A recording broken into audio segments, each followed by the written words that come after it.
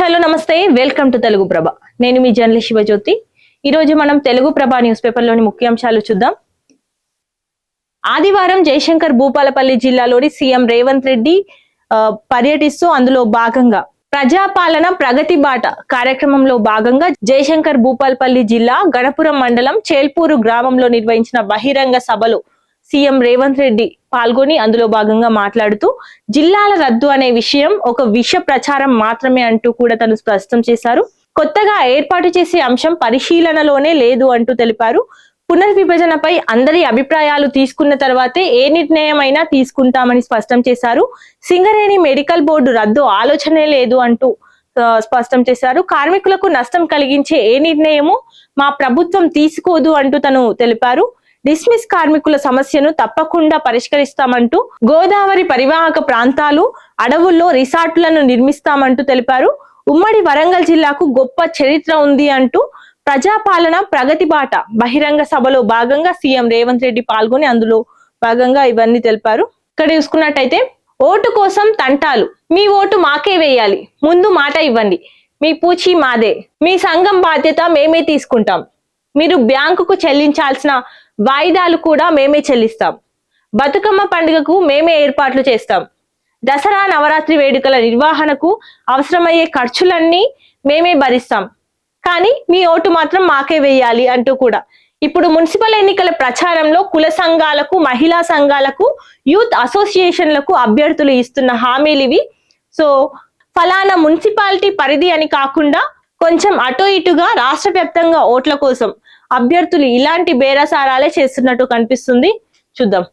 Municipal ఎన్నికల ప్రచారంలో భాగంగా కుల, యువజన, మహిళా సంఘాలకు తాయిలాలిస్తున్నారు.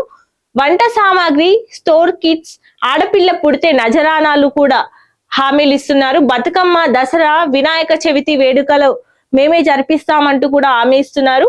కుల సంఘాలకు స్థలాలు కేటాయిస్తామంటూ, భవనాలు నిర్మిస్తామంటూ కూడా భరోసాలు ఇస్తున్నారు. మందు విందులతో పాటు డబ్బు ఇచ్చేందుకు కూడా డీల్స్ కుదుర్చుకుంటున్నారు. ప్రత్యేకంగా సమావేశాలు ఏర్పాటు చేస్తున్న అభ్యర్థులు ఎవరైతే పోటీ చేశారో అభ్యర్థులు ప్రత్యేకంగా సమావేశాలు ఏర్పాటు చేసి మరి మీకు ఈ ప్రత్యేక హామీలు ఇస్తున్నట్టు తెలుస్తుంది. ఇక్కడ చూసుకున్నట్టయితే ఎఫ్ఎస్ఎల్ ఘటనపై అసత్య ప్రచారం నెలకొంది అంటూ కూడా నాంపల్లిలోని ఫారెన్సిక్ ల్యాబొరేటరీలో అగ్ని ప్రమాదం చోటు చేసుకుంది. అందులో భాగంగా కీలక కేసుల ఆధారాలు సురక్షితంగా ఉన్నాయి అంటూ కూడా డైరెక్టర్ శిఖా గోయల్ తెలిపారు. సో ఓటుకు నోటులో 16 మెటీరియల్ ఆబ్జెక్టులను 2021లోనే కోర్టుకు ఇచ్చేసామంటూ స్పష్టం చేశారు. ల్యాబ్ లో కాలిపోయినవి డాక్యుమెంట్ కాపీలే, ఒరిజినల్స్ కోర్టులో ఉన్నాయి అంటూ తెలిపారు. పత్రాలు కాలిపోయినా డేటాను తిరిగి పొందే సాంకేతిక సామర్థ్యం ఉంది అంటూ స్పష్టం చేశారు. ఫోన్ ట్యాపింగ్ కేసులోనూ ఆధార రహిత ప్రచారం జరుగుతోంది అంటూ ఎఫ్ఎస్ఎల్ లో ఎలాంటి ఎవిడెన్స్లు లేవు అంటూ కూడా డైరెక్టర్ శిఖా గోయల్ స్పష్టం చేశారు. ఇక్కడ తీసుకుంటే ఫైర్ యాక్సిడెంట్ వెనుక రేవంత్ కుట్ర ఉంది అంటూ కూడా బీఆర్ఎస్ వర్కింగ్ ప్రెసిడెంట్ కేటీఆర్ తెలిపారు. ఓటుకు నోటు ఆధారాలు ధ్వంసం చేసేందుకే ఈ మంటలు అంటూ సిబ్బంది ఎవరు లేకపోవడం వెనుక అనుమానాలున్నాయి. సో మేం సైంటిస్టులను తీసుకొస్తాం, మమ్మల్ని రానివ్వండి అంటూ కూడా కేటీఆర్ కోరారు. ఫారెన్సిక్ ల్యాబ్ అగ్ని ప్రమాదం వెనుక కుట్ర కోణం ఉంది అంటూ కూడా బీజేపీ రాష్ట్ర ముఖ్య అధికార ప్రతినిధి సుభాష్ తెలిపారు. అగ్ని ప్రమాదం వెనుక కేటీఆర్ కుట్ర ఉంది అంటూ కూడా ఎంపీ చామల కిరణ్ కుమార్ రెడ్డి స్పష్టం చేశారు. ఇక్కడ చూసుకుంటే చిప్స్ నుంచి ఏఐ వరకు భారత్ అమెరికా ట్రేడ్ డీల్ జరుగుతుంది. భారీ బిగ్ డీల్ గా తెలుస్తుంది. ఇది ప్రధానంగా చమురు, బొగ్గు, విమానాలు, లోహాలు, సాంకేతిక ఉత్పత్తులపై ఒప్పందాలు జరుగుతున్నాయి. యుఎస్ నుంచి పెరుగుతున్న దిగుమతులు, ఉగ్రవాదంపై రాజీ లేదు అంటూ కూడా ఇక్కడ మలేషియా పర్యటనలో భాగంగా ప్రధాని నరేంద్ర మోదీ భారత సంతతికి చెందిన పారిశ్రామికవేత్తలతో భేటీ అయ్యారు. అందులో భాగంగా మాట్లాడుతూ మలేషియాతో వ్యూహాత్మక భాగస్వామ్యం అంటూ సముద్ర భద్రతలో సహకారం బలోపేతం చేయాలి అంటూ తను తెలిపారు. ఇక్కడ చూసుకున్నట్టయితే ఇండో పసిఫిక్ ప్రాంతంలో శాంతి, స్థిరత్వానికి కట్టుబడి ఉన్నామని ప్రధాని నరేంద్ర మోడీ స్పష్టం చేశారు.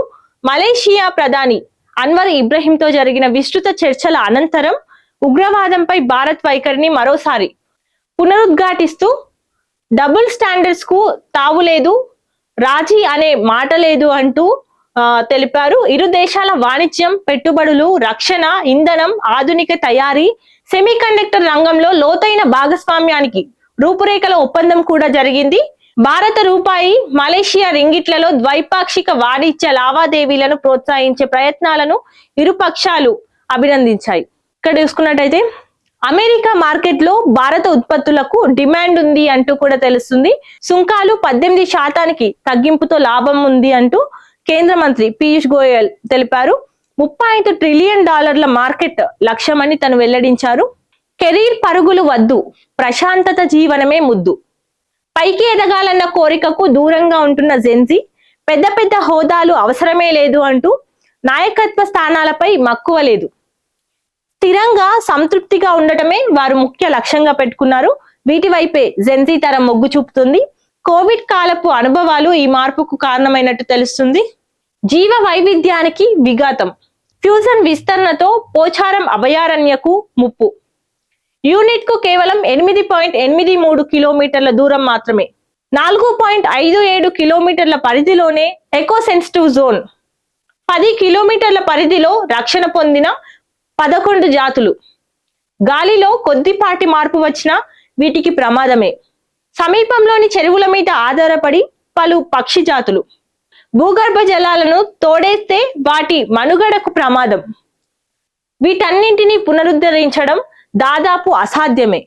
చేసే పనికి విరమణ ఉండదు అంటూ కూడా రిటైర్మెంట్ పై ఆర్ఎస్ఎస్ చీఫ్ మోహన్ భగత్ ముంబైలో ఆర్ఎస్ఎస్ శతాబ్ది ఉత్సవాల్లో భాగంగా తను ఈ వ్యాఖ్యలు చేశారు. రన్నింగ్ కామెంటరీ చూసుకున్నట్లయితే కలం కార్మికులపై ఇంత చిన్న చూప, సర్కులేషన్ తో అక్రిడేషన్ అంటగట్టు వైపు. అడ్డా కార్మికులకు వర్తించే చట్టాలు పత్రికల విషయంలో ప్రభుత్వానికే చుట్టాలు. సో ఇవ్వండి ఈరోజు తెలుగు ప్రభ న్యూస్ పేపర్ లోని ముఖ్యాంశాలు. మరిన్ని అప్డేట్స్ కోసం చూస్తూనే ఉండండి తెలుగు ప్రభ.